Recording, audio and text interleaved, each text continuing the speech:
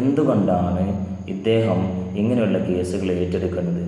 അല്ലെങ്കിൽ എന്തുകൊണ്ടാണ് നമ്മുടെ നാട്ടിൽ ദിനം പ്രതി കുറ്റകൃത്യങ്ങൾ അധികരിച്ചു വരുന്നത് എന്ന് നമ്മുടെ നിയമ വ്യവസ്ഥയെക്കുറിച്ച് അദ്ദേഹത്തിൻ്റെ കാഴ്ചപ്പാട് ഒന്ന് കേട്ട് നോക്കുക. പറയാൻ ആഗ്രഹിക്കുന്നത്, നിങ്ങളുടെ സംസ്ഥാന സർക്കാരും നിങ്ങളുടെ പ്രോസിക്യൂഷൻ സംവിധാനവും ശക്തമാണെങ്കിൽ അഡ്വക്കേറ്റ് ആളൂരെന്നല്ല ഒരാൾ വന്നാലും ഒരു പ്രതിയെയും രക്ഷിക്കാൻ പറ്റില്ല.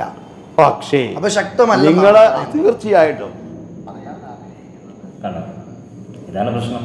കാരണം നമ്മുടെ ഇന്ത്യയിലെ അല്ലെങ്കിൽ സംസ്ഥാനത്തിൻ്റെ കേരളത്തിൻ്റെ നിയമ വ്യവസ്ഥ എന്നത് സുതാര്യമല്ല, അത് ശക്തമല്ല. അതിന് കുറേ പഴുതുകളുണ്ട്.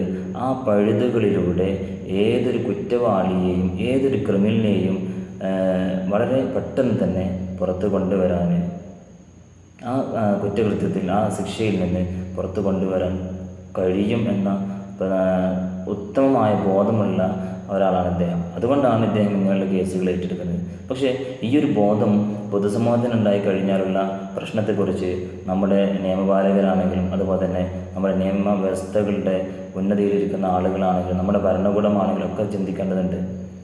ഇങ്ങനെ ഒരു ബോധം വന്നതിൻ്റെ പ്രതിഫലനമാണ് കുറച്ച് മുമ്പ് സ്വന്തം മകളെ വളരെ മൃഗീയമായിട്ട് പീഡിപ്പിക്കുകയും കൊലപ്പെടുത്തുകയും ചെയ്ത ഒരു പ്രതി കോടതിയിൽ നിന്ന് കേസ് വാദിച്ചിട്ട് പുറത്തേക്ക് വന്നപ്പോൾ സ്വന്തം പിതാവ് വെടിവെച്ച് വന്നത്, ആ മകളുടെ പിതാവ് വെടിവെച്ച് വന്നത്.